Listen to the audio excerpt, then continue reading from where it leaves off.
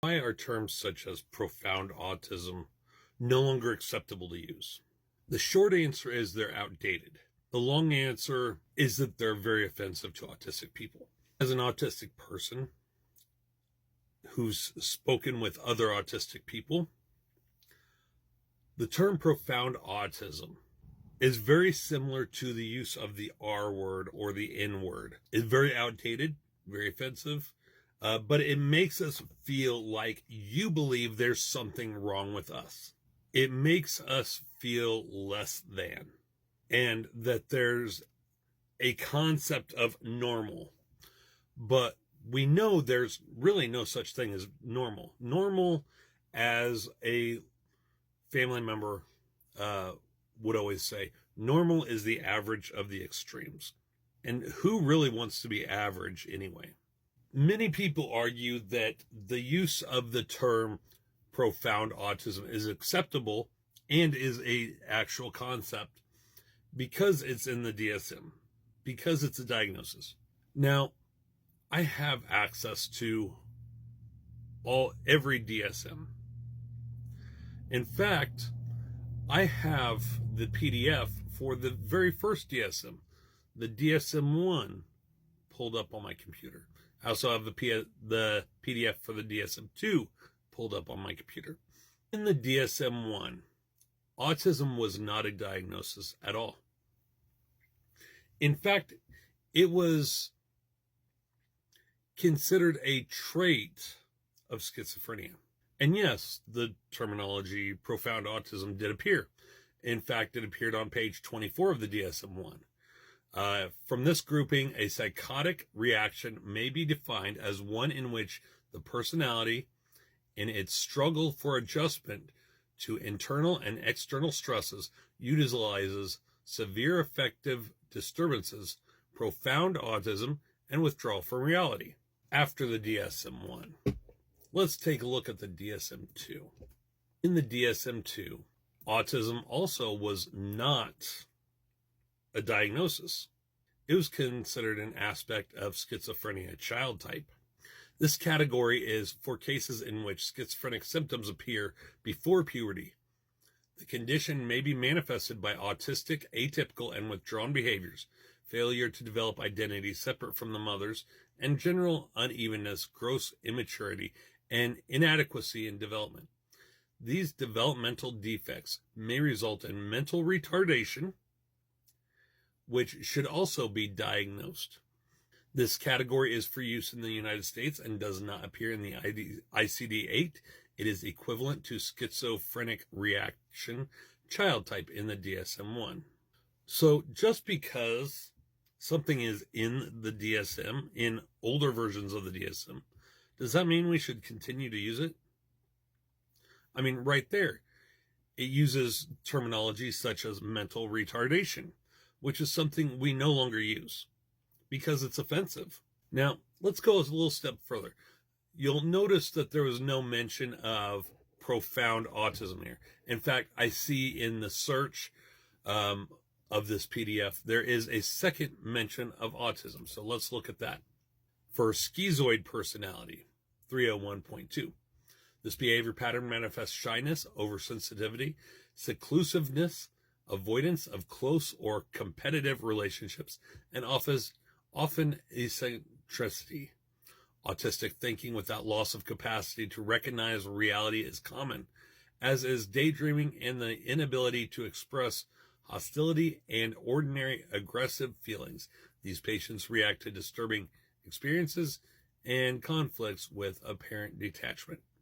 Now, those are the only two mentions of autism as autistic in the DSM-2. But you'll note there was no use of terminology such as profound autism. In fact, let me take a look real quick. I'll change the search from autistic to autism. And there are 0 results. So let's take a look at the term profound autism. 0 results. Let me turn this around and show you. So as you can see, 0 of 0, profound autism. This is the second mention of autistic in the DSM-2. Now let's take a look at the DSM-3. I have it pulled up here on PDF. I've typed in the word autism. There are 58 results. The first result is on page 15, where it's mentioned as infantile autism. You go a little bit further, associated features of mental retardation, prevalence of other mental disorders such as stereotyped movement disorder, infantile autism, and attention deficit disorder with hyperactivity is 3 or 4 times greater among children with mental retardation. So in the DSM-3, which came out in 1980, they were still using terms like mental retardation in association with autism. But it didn't say profound autism. It said infantile autism. So let's look a little bit deeper. On page 57, for reactive attachment disorder of infancy, which I've always considered reactive attachment disorder a artificial form of autism. If you'd like, I can go into that in another video. But for this, it's the same thing, the same wording pretty much. The disturbance is not due to a physical disorder, mental retardation, or infantile autism. So let's look a little bit more. On page 59, children with infantile autism may display lack of attachment behavior as infants, but they usually show no failure to thrive, and there is generally no evidence of lack of caretaking. However, infantile autism and reactive attachment disorder of infancy can coexist. Again, no profound autism. So in the DSM-3, pretty much every use of the term autism refers to infantile autism. Let's take a look real quick. Let's adjust, because I'm not going to go through all 58 uses of the term autism. So let's just add the word profound before it. See if there is any mention of profound autism in the DSM-3. There's 0. So as you can see, this PDF, DSM-3, profound autism, 0 of 0. If you would like to take a look at the diagnosis criteria for infantile autism in the DSM-3, it is code 299.0X on page 87. Now let's take a look at the DSM-4. On page 66 of the DSM-4, code 299.00, it is referred to as autistic disorder. And in the first paragraph of the diagnostic features, the essential features of autistic disorder are the presence of markedly abnormal or impaired development in social interaction and communication, and a markedly restrictive repertoire of activity and interests. Manifestations of the disorder vary greatly depending on the development level and chronological age of the individual. Autistic disorder is sometimes referred to as early infantile autism, childhood autism, or Kanner's autism. There are 9 uses of the word autism in the DSM-4. The DSM-4 came out in 1994. So let's go through and just kind of take a look at those. 3 of them were on the same page in the same paragraph that I just read. The 4th one, pervasive developmental disorder not otherwise specified, including atypical autism. And that's on page 77 of the DSM-4, code 299.80. The 5th usage is on the next page. And it just, the diagnostic criteria. For example, this category includes atypical autism. That's all it says for autism. And then on page 866, the people who worked on the autism and pervasive developmental disorder field trials. That's the only mention of autism on that page. In the index on page 876, atypical autism, page 77. In the index on page 882, pervasive developmental disorder, including atypical autism, page 77. In the index on page 883, not otherwise specified, including atypical autism. 77. That's all 9 uses of the word autism in the DSM-4. And I'll go a step further. Profound autism. 0. I'll turn this around real quick so you guys can see.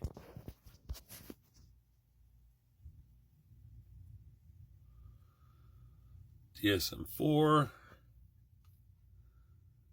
Profound autism. We'll go ahead and go back to the beginning so that you can see it is the DSM-4. Now we'll take a look at the DSM-5.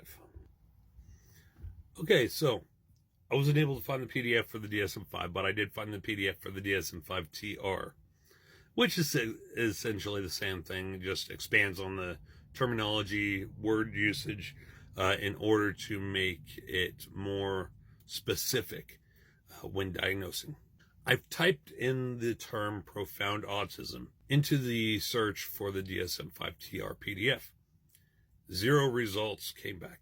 There is no use of the term profound autism in any of the Diagnostic and Statistical Manuals other than the very first one.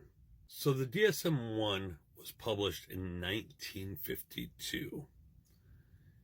It was a 32-page spiral-bound booklet that contained 106 diagnoses. 32 pages for a DSM. 32 pages. And it's the only mention of the term profound autism in any of the DSMs.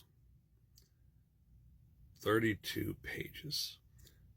What might that look like? Well, I would imagine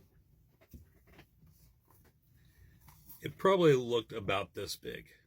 This is just one of my Ghostbusters notebook from Gamefly. I'd imagine it just looked like this. Now let's compare that to the other DSMs. I do not have a physical copy of the DSM-2, but I will show you the DSM-3R, DSM-4, DSM-5, and DSM-5 TR. Okay, so do we see a difference here? The DSM-3R, which was DSM-3 revised, came out in 1987. The DSM-4 from 1994, the DSM-5 from 2015, DSM-5 TR from 2022, I want to say. They look quite a bit more than 32 pages long, right? So, yes, the term profound autism has been used in the DSM. However, it has not been used in the DSM since 1952 with the DSM-1. And the word autism since then in the DSM-2 and DSM-3 was used interchangeably with the term retardation, which is a word that we don't use anymore because it's offensive. Imagine if somebody called one of your children the R word, or if a teacher were to say that your child was the R word. And they weren't using it in a mean way.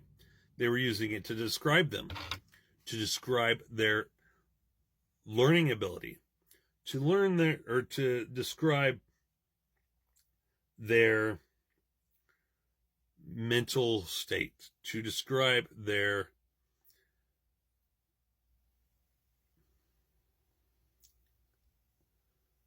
maturity level. And yes, I'm autistic. I have to process a little bit slower in order to find the right words. So excuse me if there are gaps in my speech, if I stutter, whatever. Imagine if you were African American. Somebody called your child the N-word. This was a word that was commonly used well up to through the 80s. And then it was no longer part of our vocabulary in the 90s. Or if it was used by white supremacists. And while it was completely normal to use that word back in the day, we began to learn how offensive it was. And so we stopped using it. Now, there are people who still use it, not meaning any harm by it, but because they're elderly and they've always used that word to describe African Americans. That doesn't mean it's any less offensive, though. So when you use terms like profound autism, imagine replacing that word with another word that is considered offensive, like the R word or the N word or any number of other words that are considered offensive by today's standards. Now imagine using that word to describe your child. Can you see how harmful that can be?